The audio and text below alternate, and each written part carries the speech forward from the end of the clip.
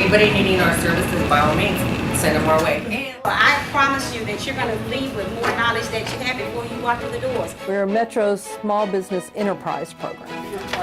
A race and gender neutral program that provides contracting opportunities to small and disadvantaged businesses. So I lost the bid, even though I saved them $20,000. We have what you call Metro's Small Business University, and we put on those workshops to better prepare our small businesses. Understanding what I was doing, I started calling people. How to do business with Metro.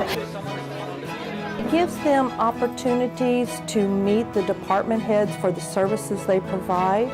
We just the other day had one for our IT services. And as we tell them when we go out and do our outreach, whatever your home needs, that's what Metro needs.